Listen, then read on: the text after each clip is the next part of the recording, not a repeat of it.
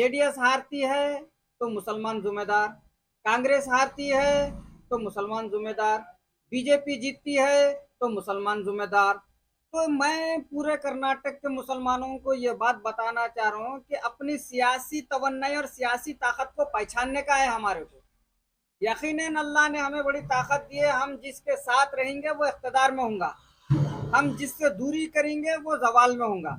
तो उसकी एग्जाम्पल है जेडीएस से, जैसा कुमार स्वामी साहब ने कहा कि मुसलमान 2 बार निराश करे, मुसलमान जेडीएस से दूरी पैदा करे, जवाल में आ गए। कांग्रेस से मोहब्बत करे, इख्तदार में आ गए।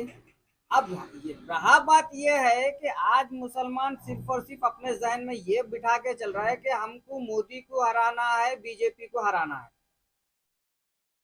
तो मोदी को हटाना और बीजेपी को हराने से हमारे मसले हल हो जाएंगे क्या?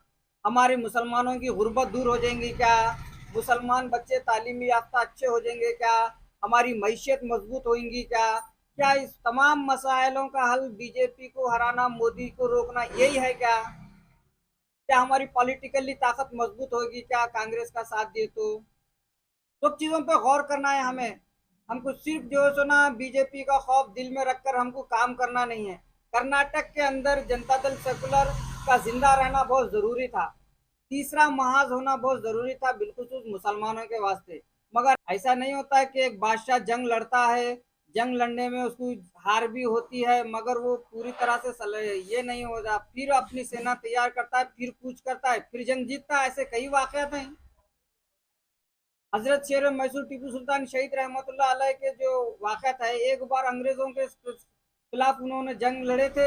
जंग में कुछ जो है सो ना माहदे पे उनको हार भी थी, कुछ इलाके उनके जो है सो ना अंग्रेजों के हक में चले गए थे, मगर उन्होंने फिर सेना तैयार करे, फिर लड़े, फिर लड़के फिर अपनी हुकूमत मजबूत कर लिए।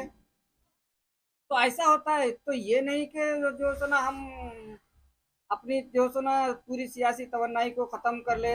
तो मैं ये चाहता हूँ कि अब फुटबॉल की तरह जिंदगी मत करने का है हमारे को।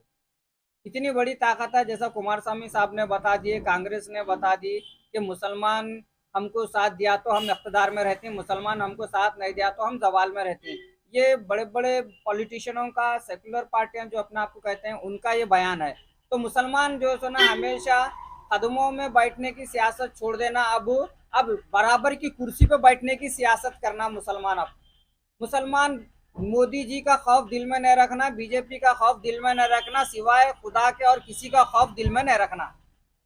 इज्जत देने वाली जात अल्लाह की, रिज़्क़ देने वाली जात अल्लाह की, मौत देने वाली जात अल्लाह की, हयात देने वाली जात अल्लाह की, इख्तदार देने वाली जात अल्लाह की। तो अल्लाह के ऊपर तवक्कल रखना और अपना फैसले अपन करना। ज्यादा से ज्यादा मुसलमान को ऐवान असम्बली में जिता के भेजना, ऐवान पार्लियामेंट में जिता के भेजना, यही हमारा काम रहना। और हम एक सियासी तमन्ना, सियासी ताकत हमको पैदा करना है कर्नाटक में। तो उन्हें बोलता है इन्हों हमारा साथ नहीं दिए, उन्हों बोलते उन्हों हमारा साथ नहीं दिए। साथ तो सब लेते हैं, फायदा सब कर लेते हैं। जब फायदा हुआ, जब इन्हों साथ दिए, इनसे फायदा हुआ बोल के हमको ज्यादा फायदा नहीं करते। आज कांग्रेस इख्तदार में आ गई, मुसलमान साथ दिए, चीफ मिनिस्टर बन गए सिद्धारामैया साहब, डिप्टी सीएम बन गए डीके शिव कुमार साहब। तो मुसलमानों को क्या दिए? 7 की जगह 9 एमएलए जीते मुसलमान के। वन साइडेड मेजोरिटी है कांग्रेस की। क्या दी मुसलमानों को? 2 मिनिस्ट्री दी। हमारा साथ होना, हमसे तुम इख्तदार हासिल करते हैं, मगर हमको क्या देते हैं तुम? माइनॉरिटी लोन के वास्ते कई हमारे महिला नौजवान लाइन खतार लगा के जो सुना फार्मा भर रहे हैं, मगर बजट ही कम है, टारगेट भी कम है। हजारों लाखों करोड़ों की तादाद में, लाखों की तादाद में पूरे कर्नाटक में माइनॉरिटीज मर्द और खवातीन दरखास्तें डाले लोन के वास्ते केएमडीसी, मगर क्या मिलेगा? देखो क्या करते हैं ना। मालूम होता है मुसलमानों को भी, मालूम होना माइनॉरिटीज को भी। आंखा बंद करके अंधे की तरह झोलियां भर भर के वोट देते गए कांग्रेस को। हम जब दे रहे तो हमको उसका रिटर्न क्या मिल रहा है वो भी तो देखना ना। सियासत के अंदर अपनी एक सियासी ताकत पैदा करना। ये जाओ मुसलमानों को खाली जो सुना जो जी वो जरा प्रोग्राम अरेंज करको, वहाँ जो वो प्रोग्राम क्या हो रहा देखो, वहाँ तो इतने में गुजारे साहब बोले मेरे को वहाँ जाके मैं वो मीटिंग देख लेना, वो प्रोग्राम देख लेना। अब वो सब नहीं करना है हमारे को। हमको डीके शिव कुमार साहब की बराबरी की कुर्सी पर होना हमारे को। हमको भी जो है सुना मुसलमानों को डिप्टी सीएम होना, हमको भी कर्नाटक का चीफ मिनिस्टर होना, मुसलमान को क्यों ना होना भाई, हर समाज का चीफ मिनिस्टर बन सकता है, कांग्रेस सबको बनाती है। सब तो मुसलमानों के वोट लेती है, बोलती है मुसलमान वोट दिए हम इख्तियार में आए। अब मुसलमानों को फायदा क्या है, क्यों चीफ मिनिस्टर नहीं बनता मुसलमानों का, मुसलमानों को पार्लियामेंट के टिकट ज्यादा क्यों नहीं मिलते, वोट मुसलमानों के होना झोलियां भर भर के।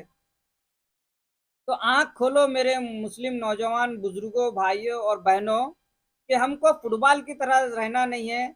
अब हमको जो है सो ना एक बेहतर लीडरशिप तैयार करना है, एक सियासी तवन्नाई पैदा करना है, सियासी प्लेटफॉर्म पैदा करना है। हम सितारे सूरज नहीं मांग रहे, हमको हमारी आबादी के हिसाब से, परसेंटेज के हिसाब से हमको हमारा हक और अधिकार चाहिए। कांग्रेस के लोग बोल रहे हैं क्या हुआ, अब मजबूरन मुसलमान हमारे पास ही कदमों में आके बैठना पड़ता है। अब एक जेडीएस थी, वो भी चले गए बीजेपी में, अब कहाँ जाता मुसलमान, हमारे पास ही बैठता बोल के कांग्रेस बहुत खुशियां मना रही है। खुशियां मनाने की जरूरत नहीं है, अल्लाह बहुत बड़ा है।